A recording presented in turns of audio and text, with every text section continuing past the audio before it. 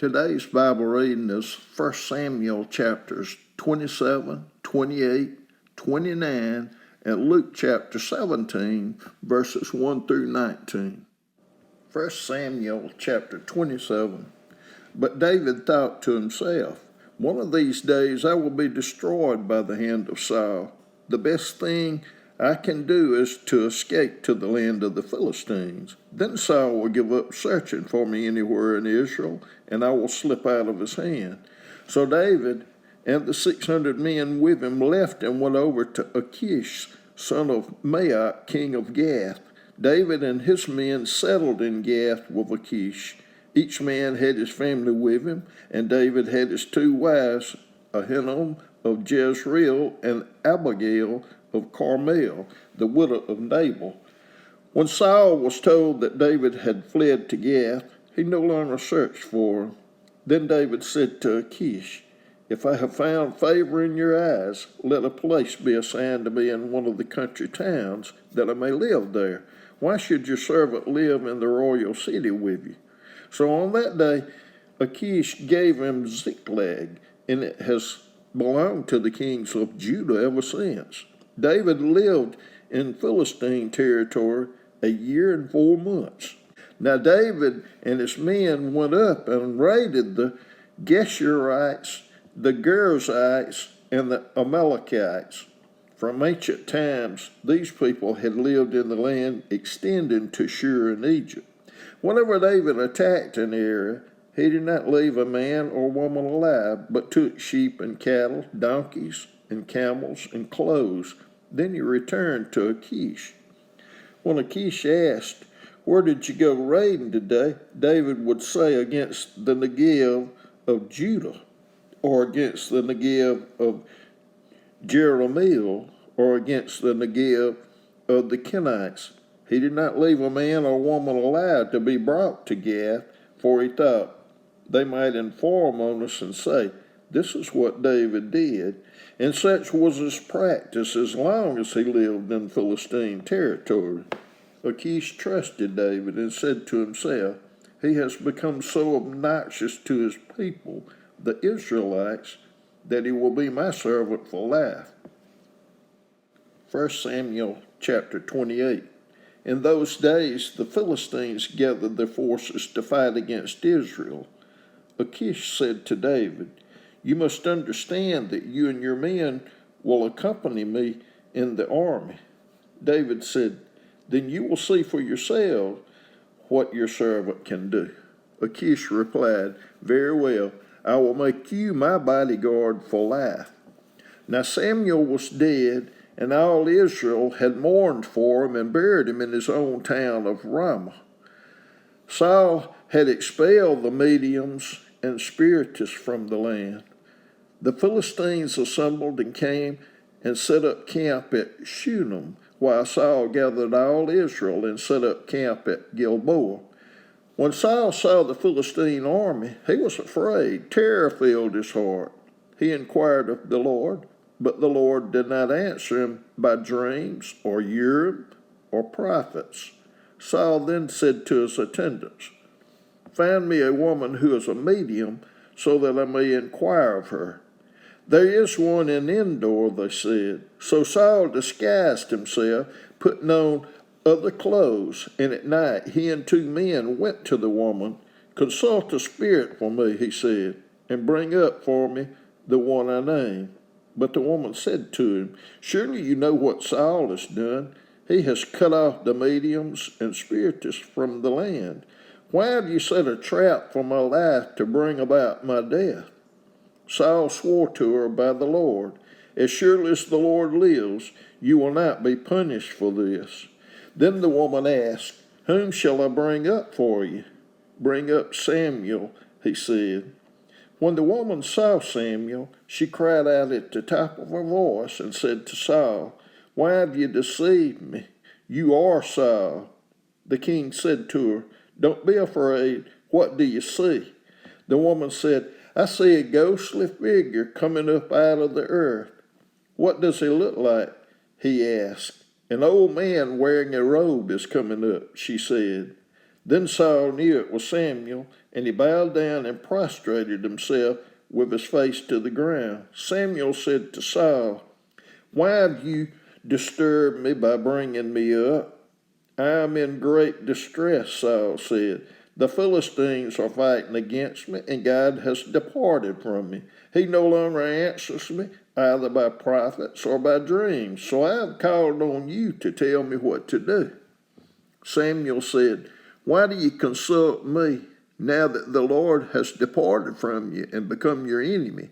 The Lord has done what he predicted through me. The Lord has torn the kingdom out of your hands and given it to one of your neighbors, to David, because you did not obey the Lord to carry out his fierce wrath against the Amalekites. The Lord has done this to you today. The Lord will deliver both Israel and you into the hands of the Philistines, and tomorrow you and your sons will be with me. The Lord will also give the army of Israel into the hand of the Philistines." Immediately Saul fell full length on the ground, filled with fear because of Samuel's words. His strength was gone, for he had eaten nothing all that day and all that night. When the woman came to Saul and saw that he was greatly shaken, she said, "Look, your servant has obeyed you. I took my life in my hands and did what you told me to do. Now please listen to your servant and let me give you some food so that you may eat and have strength and go on your way." He refused and said, "I will not eat." But his men joined the woman in urging him, and he listened to them. He got up from the ground and sat on the couch. The woman had a fattened calf at the house, which she butchered at once. She took some flour, kneaded it, and baked bread without yeast. Then she set it before Saul and his men, and they ate. That same night they got up and left. 1 Samuel chapter 29. The Philistines gathered all their forces at Aphek, and Israel camped by the spring in Jezreel. As the Philistine rulers marched with their units of hundreds and thousands, David and his men were marching at the rear with Achish. The commanders of the Philistines asked, "What about these Hebrews?" Achish replied, "Is this not David, who was an officer of Saul, king of Israel? He has already been with me for over a year, and from the day he left Saul until now, I have found no fault in him." But the Philistine commanders were angry with Achish and said, "Send the man back, that he may return to the place you assigned him. He must not go with us into battle, or he will turn against us during the fighting. How better could he regain his master's favor than by taking the heads of our own men? Isn't this the David they sang about in their dances? Saul has slain his thousands, and David his 10,000s. So Achish called David and said to him, "As surely as the Lord lives, you have been reliable, and I would be pleased to have you serve with me in the army. From the day you came to me until today, I have found no fault in you, but the rulers don't approve of you. Now turn back and go in peace. Do nothing to displease the Philistine rulers." "But what have I done?" asked David. "What have you found against your servant from the day I came to you until now? Why can't I go and fight against the enemies of my lord the king?" Achish answered, "I know that you have been as pleasing in my eyes as an angel of God. Nevertheless, the Philistine commanders have said, 'He must not go up with us into battle.' Now get up early, along with your master's servants who have come with you, and leave in the morning as soon as it is light." So David and his men got up early in the morning to go back to the land of the Philistines, and the Philistines went up to Jezreel. Luke chapter 17, verses 1 through 19. Jesus said to his disciples, "Things that cause people to stumble are bound to come, but woe to anyone through whom they come. It would be better for them to be thrown into the sea with a millstone tied around their neck than to cause one of these little ones to stumble. So watch yourselves." If your brother or sister sins against you, rebuke them. And if they repent, forgive them. Even if they sin against you 7 times in a day and 7 times come back to you saying, I repent, you must forgive them. The apostle said to the Lord, increase our faith. He replied, if you have faith as small as a mustard seed, you can say to this mulberry tree, be uprooted and planted in the sea, and it will obey you. Suppose one of you has a servant plowing or looking after the sheep.